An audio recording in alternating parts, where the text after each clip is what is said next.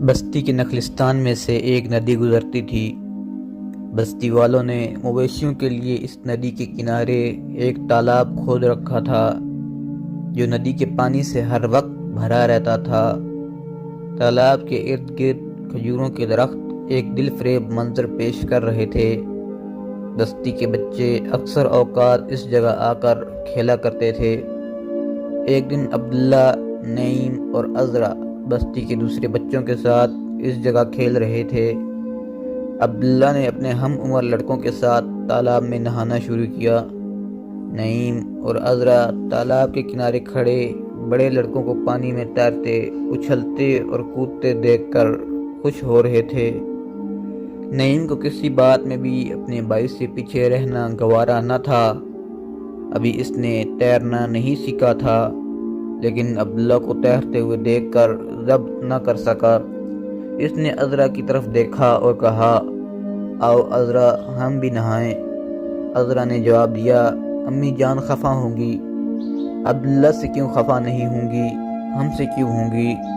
وہ بڑا ہے، اسے تیرنا آتا ہے، اسی لیے امی جان اس سے خفا نہیں ہوتی۔ ہم گہرے پانی میں نہیں جائیں گے، چلو۔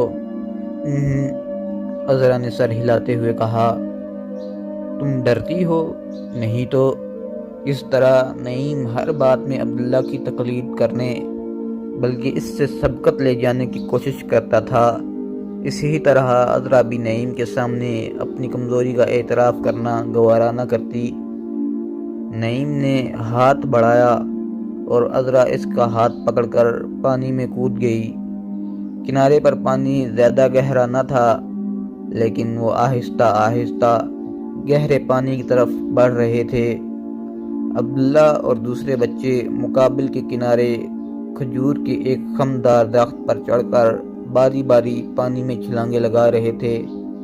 عبداللہ کی نظریں نعیم اور عذرا پر اس وقت پڑی جب پانی ان کے گردنوں کے برابر آیا ہوا تھا اور دونوں نے ایک دوسرے کا ہاتھ بدستور پکڑا ہوا تھا۔ عبداللہ نے گھبرا کر چلانا شروع کیا، لیکن اس کی آواز پہنچنے سے پہلے عذرا اور نعیم گہرے پانی میں ہاتھ پاؤں مار رہے تھے۔ عبداللہ تیزی سے تیرتا ہوا ان کی طرف بڑھا۔ اس کے پہنچنے سے پہلے نعیم کے پاؤں زمین پر لگ چکا تھا، لیکن عذرا ڈبکیاں کھا رہی تھی۔ عبداللہ نعیم کو محفوظ دیکھ کر عذرا کی طرف بڑھا۔ عذرا ابھی تک ہاتھ پاؤں مار رہی تھی۔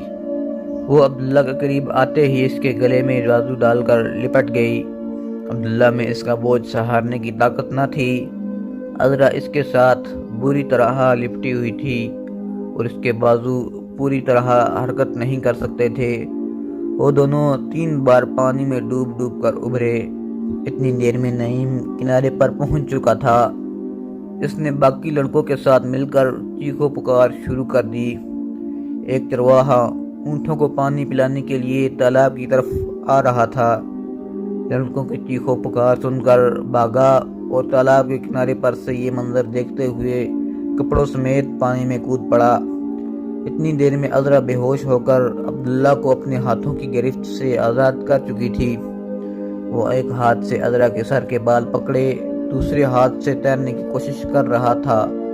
چرواہے نے تیزی کے ساتھ جھپٹ کر عذرا کو اوپر اٹھا لیا۔ عبداللہ عذرا سے نجات پا کر آہستہ آہستہ تیرتا ہوا کنارے کی طرف بڑھا۔ چرواہا عذرا کو لے کر پانی سے باہر نکلا اور تیزی سے صابرہ کے مکان کی طرف چل دیا۔ عبداللہ کے تالاب سے نکلتے ہی نعیم جھٹ سے دوسرے کنارے پر گیا اور عبداللہ کے کپڑے اٹھا لایا۔ عبداللہ نے کپڑے پہنتے ہوئے نعیم پر ایک قہر آلود نظر ڈالی۔ بھائی کی غضب کی تاب نہ لا سکا، وہ سسکیاں لینے لگا۔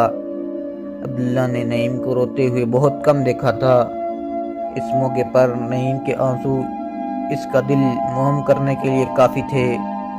اس نے کہا، بہت گدھے ہو تم، گھر چلو۔ نعیم نے سسکیاں لیتے ہوئے کہا، امی جان ماریں گی، میں نہیں جاؤں گا۔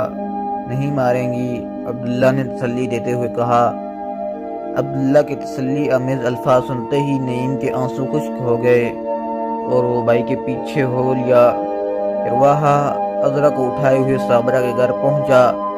تو صابرہ کی پریشانی کی کوئی حد نہ رہی۔ پڑوس کی چند اور عورتیں بھی اکٹھی ہو گئیں۔ بہت کوشش کے بعد عذرا کو ہوش میں لایا گیا۔ صابرہ نے چرواہے کی طرف متوجہ ہو کر کہا، یہ نعیم کی شرارت ہوگی، میں اسے عذرا کے ساتھ باہر بھیجتے ہوئے ہمیشہ ڈرا کرتی تھی، پرسوں ایک لڑکے کا سر پھوڑ دیا۔ اچھا وہ آج گھر آئے صحیح۔ چرواہے نے کہا، اس میں نعیم کا تو کوئی قصور نہیں، وہ بیچارہ تو کنارے پر کھڑا چیخو پکار کر رہا تھا۔ میں اس کی آواز سن کر بھاگتا ہوا تالاب پر پہنچا تو آپ کے بڑے لڑکے نے عذرا کو بالوں سے پکڑا ہوا تھا اور وہ غوطے کھا رہی تھی۔ عبداللہ، صابرہ نے حیران ہو کر کہا، وہ تو ایسا نہیں۔ چرواہے نے کہا، آج تمہیں بھی اس کی یہ حرکت دیکھ کر بہت حیران ہوا ہوں۔ اگر میں موقع پر نہ پہنچتا تو اس نے اس معصوم لڑکی کو ڈبو ہی دیا تھا۔ اتنے میں عبداللہ گھر پہنچا۔ نعیم اس کے پیچھے پیچھے سر جھکائے آ رہا تھا۔ جب عبداللہ صابرہ کے روبرو ہوا تو نعیم اس کے پیچھے چھپ کر کھڑا ہو گیا۔ صابرہ غضبناک ہو کر بولی، عبداللہ جاؤ، میری آنکھوں سے دور ہو جاؤ۔ میرا خیال تھا کہ تم میں کچھ شعور ہے، مگر آج تم نعیم سے بھی چند قدم آگے بڑھ گئے۔ عذرا کو ڈبونے کے لیے ساتھ لے گئے تھے۔ عبداللہ، جو سارے رستے میں نعیم کو بچانے کی تجاویزیں سوچتا آیا تھا، اس غیر متوقع استقبال پر حیران ہوا۔ وہ سمجھ چکا تھا کہ یہ قصور نعیم کے بجائے اس پر تھوپا جا رہا ہے۔ اس نے پیچھے مڑ کر دیکھا، ننھے بھائی کی نگاہیں التجا کر رہی تھیں کہ مجھے بچاؤ۔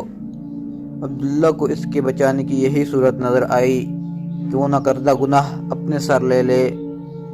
یہ سوچ کر وہ خاموش کھڑا رہا اور ماں کی ڈانٹ ڈپٹ سنتا رہا۔